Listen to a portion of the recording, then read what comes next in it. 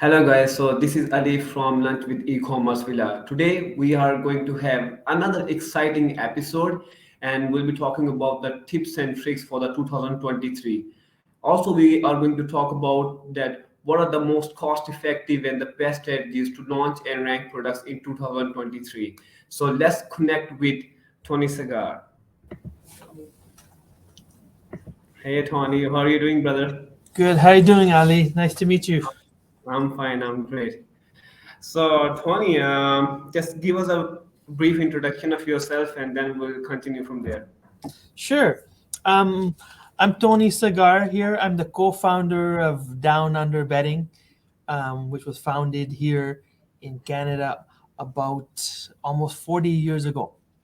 And and in the last 10 years, we've really changed our business model from back then when we had a chain of retail stores in sort of the bed and bath niche to being sort of e-commerce modeled uh, enterprise. And in behind me, you see sort of our showroom where we have our warehousing. We have our staff, which is local here. We have samples and our studio for filming. So we have everything here at one spot, so we can consolidate and just move quickly. And yeah, so from Amazon being our strong suit, we've also branched out into other areas like Walmart. We have our own websites, and we've also launched in a bunch of different new niches because again, despite the recession, um, I think most people know this, that Amazon still offers the best opportunity to scale quickly. Yeah. So you had this brand in on Walmart, Amazon, and your website as well. Which one is so far going the best? Which one is giving the best ROI? Really, it's Amazon. Amazon, like I said before, and it's always the big beast in the room for most people. It's figuring out those sub niches and a way to launch quickly and efficiently. Um, I'm not sure if your readers or you're familiar with the Project X case Yeah, study that was done about 2 years ago. yeah, Um, yeah, that's something that we use as well. Like, for instance, anybody that works on our team is required to pass a test on that because we use a lot of those similar principles and making people understand that we're, although we're searching for keywords and mining that there's a very important degree of relevancy, which is important. That sometimes people don't always understand it due to different reasons. And once you can figure out that mix between the data and the relevancy, then it just leads to very good opportunities. yeah. Absolutely. So, like your this brand, when did you actually launch on Amazon? Like, when did you first introduce this brand on Amazon? Sure, back this is about 10 years ago. Okay. And back then it was a different beast where when we had retail stores, we didn't really know what we're doing, right? We just assumed whatever we sell in our retail stores is what's going to sell online. And Yeah. that worked up to a point, you know what I mean? But it didn't allow us to scale until we could change the business model and the mindset, right? Because Yeah. of the fact that for example, a lot of people may be familiar with um, utopia deals, right? Now Yeah.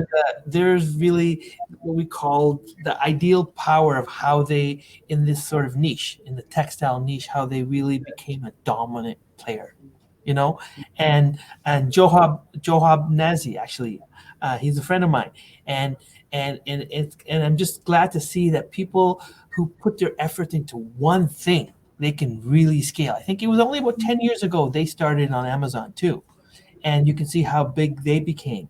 And in our case, again, we started off on the wrong path. We started posting and trying to sell products that are very competitive to begin with and scale. And we didn't go into different niches quick enough. And and the good thing is, I want to let everybody know it's never too late to learn and change because you're constantly always A/B testing, anyways, right? Yeah, absolutely. So, I mean, you have this brand, this pillow brand. I mean, you said that you launched it a long time ago on Amazon, and earlier it was really different. I mean, I'm going to actually attach it with another thing. It's pillow right now. If you say that if somebody wants to launch a product, I mean, pillow is like quite a competitive niche, at least right now. Is it correct, right? Yeah, I mean, this is a brand that we still have some products in a couple of brands, but the problem is it's not an area that I see an area of growth, right? Because Yeah, it's like selling shoes on the internet, right? You have a high return rate because everybody's sleep is different and unique, right? And just like yeah, when people buy shoes, they buy 10 pair, then maybe keep one if you're lucky. So it's the same thing. So you have to be prepared for that type of hardship. And we found other areas that are doing much better for us and that we're going into. And we've also been really been a beachhead for brands that are doing well in the US. And then we become a distributor in Canada and worldwide in other countries as well. So we are now the distributor for Stay Well Copper, for organic dental care, for a number of other brands. And what makes us very unique is in our niche, we carry a bunch of well known brands that people know, like Sealy and Tempur-Pedic and Hush. So we're not just about private labeling our own brands. And that gives us credibility because when you just sell your own product, of course, you're going to always say it's the best. But we can say, hey, you can compare everything because we have different options for you. yeah. So, Tony, I mean, let's say if you are just an investor, then you can absolutely go in sub niches. But what about people who are the manufacturers of products which are actually quite competitive? So let's say somebody who is selling, let's say they are selling face creams or hand creams, it's a very competitive niche. What are the best ways for them to, I mean, they are just coming on Amazon. What are the best ways for them to rank on the Amazon? Because it's competitive, but do you think that they need to be using a lot more external traffic or Amazon PPC? Like, what are your thoughts on that? Well, the problem is the example that you gave in terms of cream, you could have a Yeah, bunch of compliance issues, right? So if you're private labeling it, a lot of time people forget the quickest way for somebody to go ahead and do something is really arbitrage or wholesale, right? It's a great model, but again, that probably works for people more local, right? yeah, It's not as easy for somebody to do based in Asia, for instance, right? So that's why they head to private label. But I think it all comes back to what we talked about earlier, which is say the Project X case study, right? yeah, So they're trying to show something here. You can launch something in 5,000, and really the minimum nowadays is going to be 10,000. And yeah, for example, a bunch of new products we're launching on Amazon, I'm targeting minimum about 12 to 15,000 per launch, right? So yeah, the traditional ways, yes, you can pour money into PPC, but I don't want it when you don't have the credibility for something brand new and you're yeah, competing against something with hundreds of reviews. First of all, that would be your product selection error. It all comes down to one thing: yeah, product selection and building a better product or better bundle or whatever it is.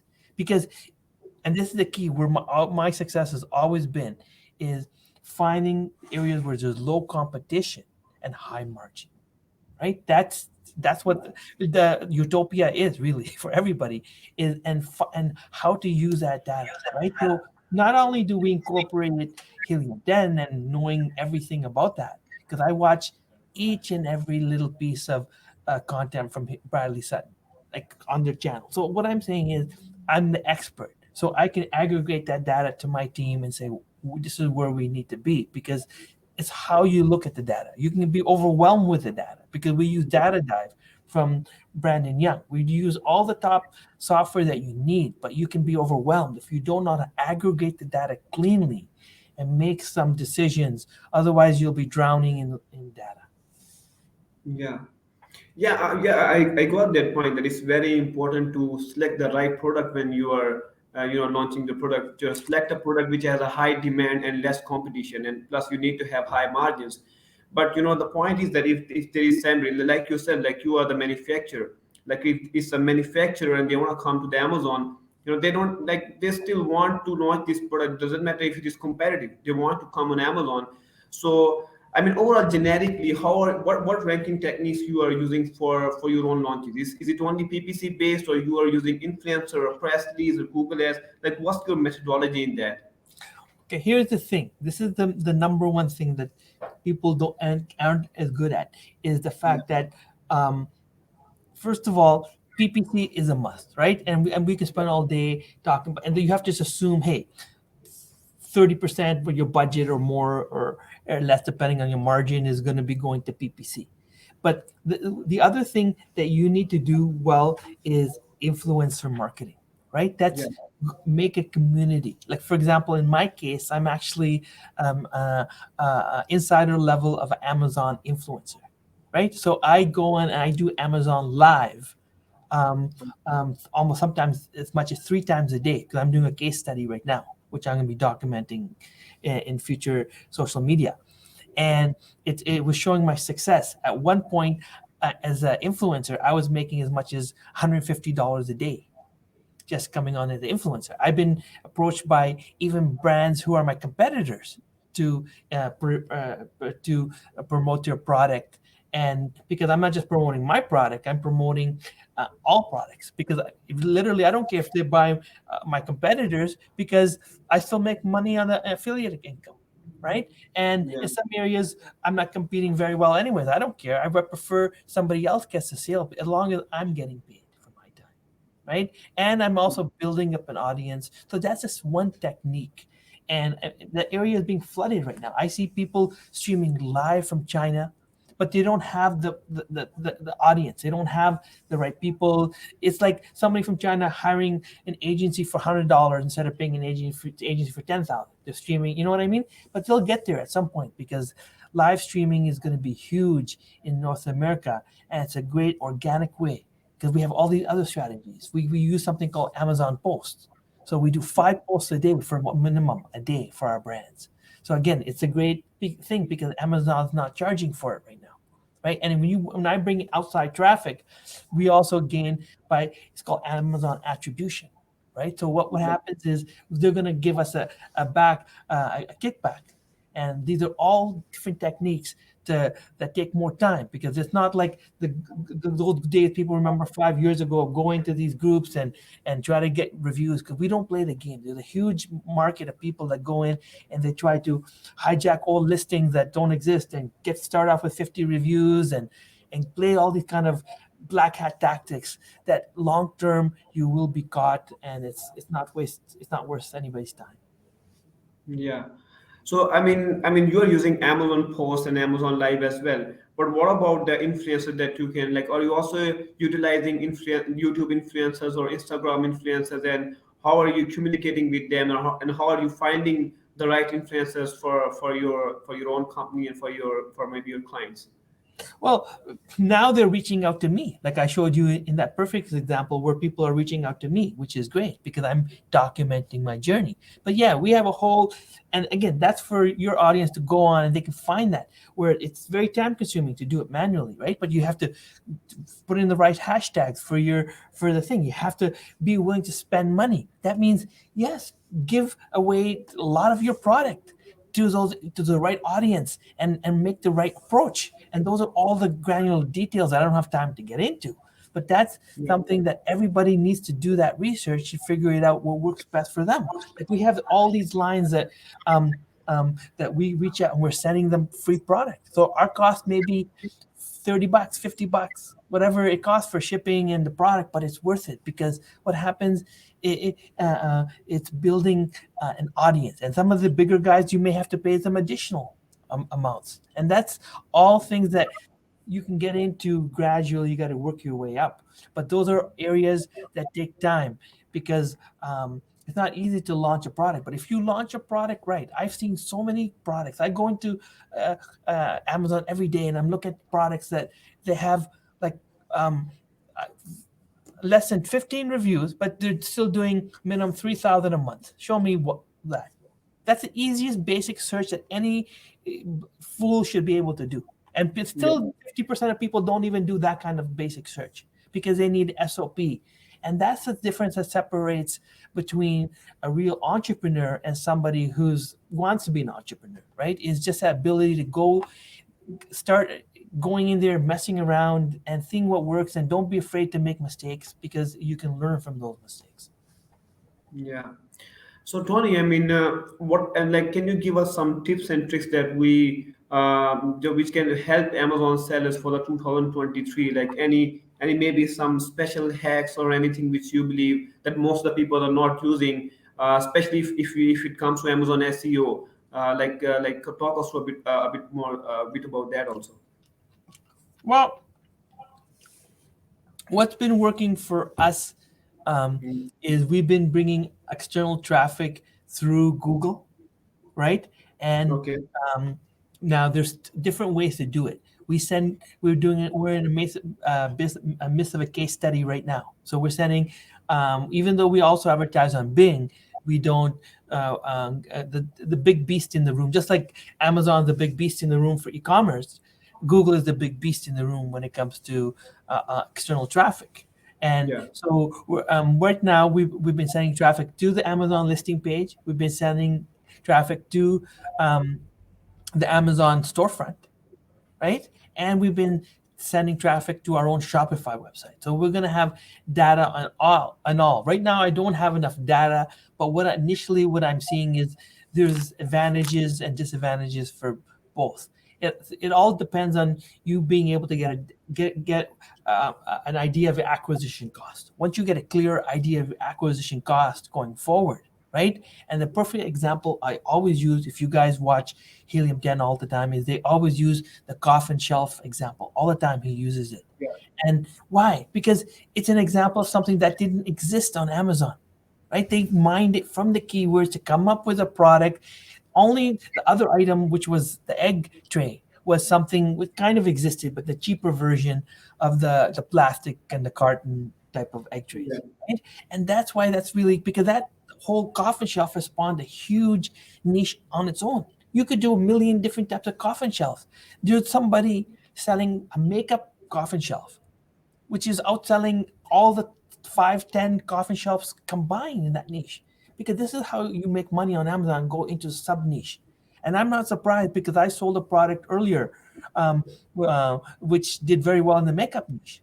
Like I sold a bamboo a few years ago. I sold a bamboo.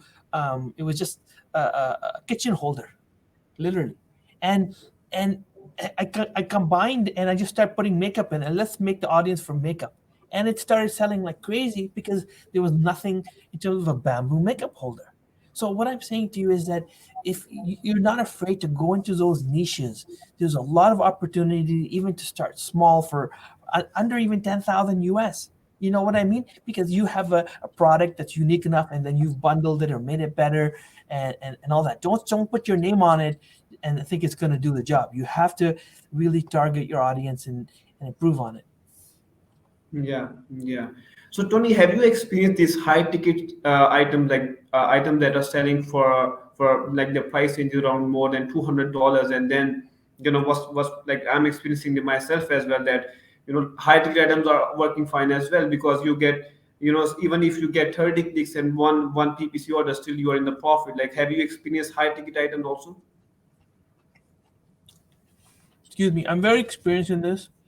Um, Yeah, I would ask you guys to find your sweet spot, right? Meaning that I've just continued product we were selling between high-end duvets and pillows behind you for $500 to $1,000 on Amazon. Why? We were just fighting with people um, returning expensive products, sometimes with fakes and this and that. And you, as a third-party seller, you'll get killed if your product is yeah, expensive. So, what you need to do is I would recommend not too cheap, but anything really the price point is really 50 to 150 is the retail price point. That what you get people is an impulse purchase. right? Under $100, you get impulse. Like somebody wasn't planning to buy something, but they bought it, and then you have a good enough margin. Like for example, I can't disclose what it is, but we have a case study going on. We launched a product. Uh, Again, it has the margin that we need. So our landed cost is US is $25, and we're selling it for 129, right? Even with a $25 coupon, it's still over $100, and that gives us the margin for the PPC, for any third party, for this, because people who don't have the margin and they don't do their analysis and testing enough, they're the ones that, nobody's perfect. As long as you have 80% success rate, that's what the experts have, 80, 85%. Yeah, absolutely correct. So Tony, like, are you just a seller, or you have your own company as well where you are providing services, and like, do you have any agency, or how is it working? Well, here's the thing. um, we're not a manufacturer, and that's what makes us really profitable, right? We have much bigger competitors who have maybe 100 employees or 200 employees, but that's the beauty of us. We're a branding company, right? So we can be more profitable that way because we don't have that much overhead, right? Yeah, So, exactly. and anybody wants to get a hold of me, you can contact me easily. Tony Sagar on LinkedIn is the easiest way, because of the fact that um, that I'm in the process of opening an agency, only because we're doing so much work, that of the fact that, and because I'm a approved Amazon influencer, it gives me a different insight, right? I can see what's going on in the influencer community. People are reaching out to me every day. Hey, promote my product, and what's your price list, and this and that, because your audience may already know something we haven't really talked about, is what I call, is called the battle of the bottom. So the battle of the bottom is the bottom of the listing, where you are fighting it out for Amazon shoppable videos, regular customer reviews, and then reviews from the brand. And if it's a high, area with a lot of, it's a lot of competition for that battle of the bottom, I call it. And what and it, if you and I have product even to this day, because the product selection was good, that they don't have that basically I'm not spending as much time battling at the bottom because of the product selection. There's less competition. But keep one thing in mind, which I think a lot of people miss, and I saw this on a Facebook post recently. Everything only has a certain lifespan, right? Yeah, So I'm going to just be discontinuing, we do every year, a lot of products which have, some of them maybe even hundreds of reviews. There's a reason we don't carry it, because they're not profitable. The prices have increased so much, and the quantities you order, how quickly you sell through, it doesn't make sense. But the problem is, and people should be aware of this, is people gonna try to mine those products because they think it's valuable, because those reviews are valuable, to latch on to their leather suitcase, or their whatever they want to sell, right?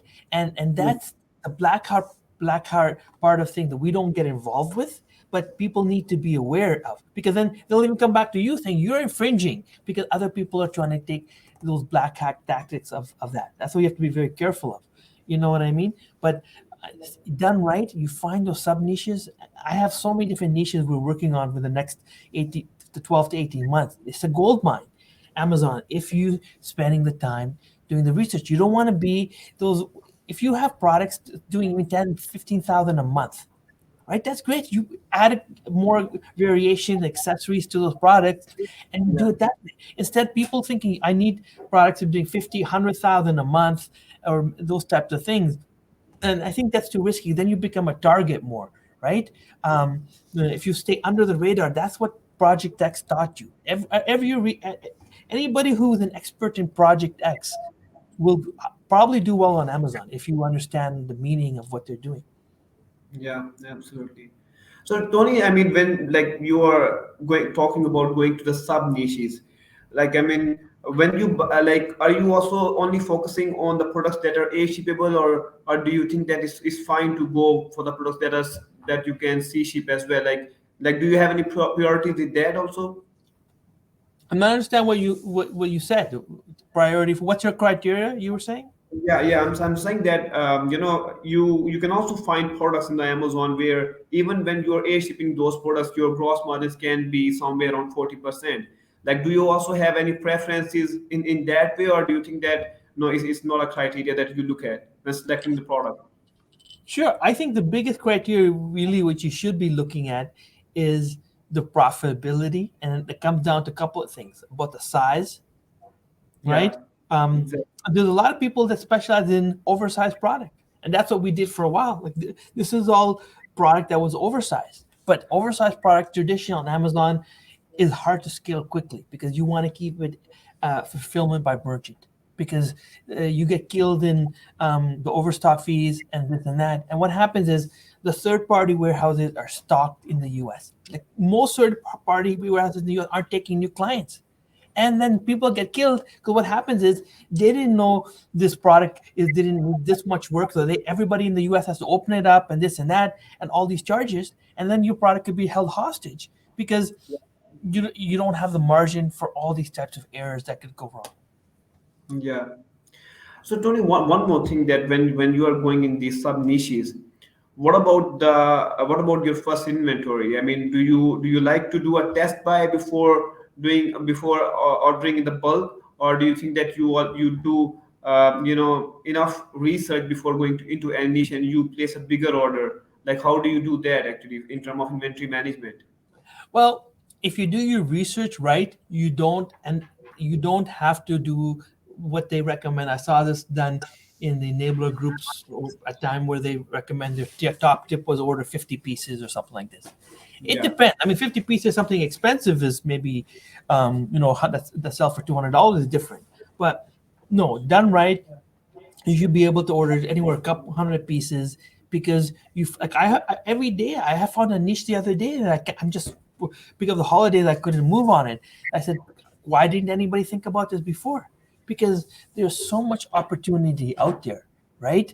And your only criteria should be is how quickly can you move on this, right?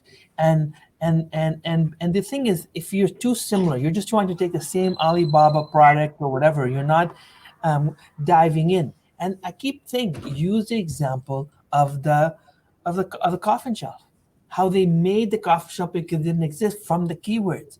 And then even today spawned such a huge market in that niche that you go into, uh, uh, like I said, the makeup coffin shelf, right? Those are the sub niches. I saw a video the other day where people talk about taco holders, taco stands, right? And yeah. all you get is the cheap plastic and the steel ones. And your job is to say, is there enough of a margin for those products for the expensive glass or ceramic ones? The keywords, do they justify it? What does Etsy show us? What does Google Trends show us? Those are all the things that my team and us we look at to say, do we want to enter into the space? How quickly can we launch? What are the benefits? All these sorts of things because they taught us all these things that you should see what's going on Etsy. You should know what's going on when I do a Google search. What are the top items that come up for these products? These are all part of the basic research that people can do, but they're not doing enough of it. Yeah, yeah, absolutely. So, Tony, like, do you have any tips to improve the conversion rate of the listings? Like, because I was saying this myself as well. There was somebody who came to Bradley's podcast, and he was saying that if you are a UK brand, you need to just bombard this in your listing. That keep telling that I am a UK brand, passionate about this product. I mean, this is the one way which I experienced it myself, and I have seen an improvement in the conversion rate. But like, do you have anything in this regard that these kind of images tend to maybe a comparison image works better? Like, just give us your thoughts on that. Well, here's the thing: you have to constantly A/B test, right? Yeah, Meaning looking at all your top competitors, and look at the case of the coffin shop. When they wasn't really a competitor, they had to come up with the stuff. But in your case, or most cases, you have to use those sites like PickFu and things like that because you may not know, and you have to be sure you have the best graphic design, which really talks about not the features of the product, but you're talking about the audience. Hey, are they showing them actually using the product? in a different way or something like that. So it stands out because if you don't, Kevin King said this 5 years ago when I first met him, was it's the same today. If you're not on page one, you're usually dead, right? But that's Yeah. not true. I mean, there's certain products you can get by on page, but it depends on the keywords, right? Because listen, the most broad keywords. If I'm selling a mattress behind me on Amazon, and I don't, because trust me, I tried that, and you don't want to be selling a mattress, but online. But the main thing is, why would I want to rank for mattress when there's a million types of mattresses? But if I wanted to maybe rank for queen latex mattress, wool cover, whatever, then and maybe a brand name, then it's different, right? So yes, you can.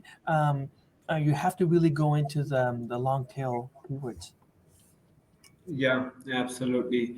So, Tony, so thank you so much for the coming. It was a really great episode, and we talked a lot about that. What are the ways to make money on Amazon? And it's like, if I try to see that what we talked about, that it's very important to not go for the competitive niches. Like, there are a lot of low-hanging fruits that we need to target. If you want to be successful on Amazon. So it was a really great episode, and thank you so much for coming. You're welcome. Have a great day. Eh? Happy New Year. Yeah. Bye bye.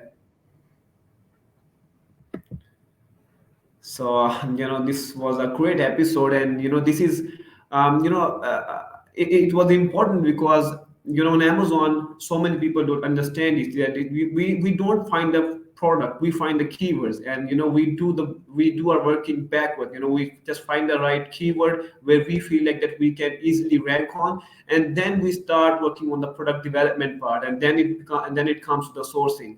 I mean, a few things that are very, very important for the success is that, I mean, you need to find a product where there is a good demand and no competition. Plus, you also need to make sure that your margins are high enough, because as a new seller, even when I launched my first product long time ago, I just didn't, put enough concentration on the margins, because PPC cost is getting quite high. So it's very important that your margins are really high. So, so this is the end of our podcast, and it was a really incredible podcast. This guy knows a lot about Amazon, and he has been in the field for a long, long time. So it was really wonderful having him. So, hope to see you guys soon.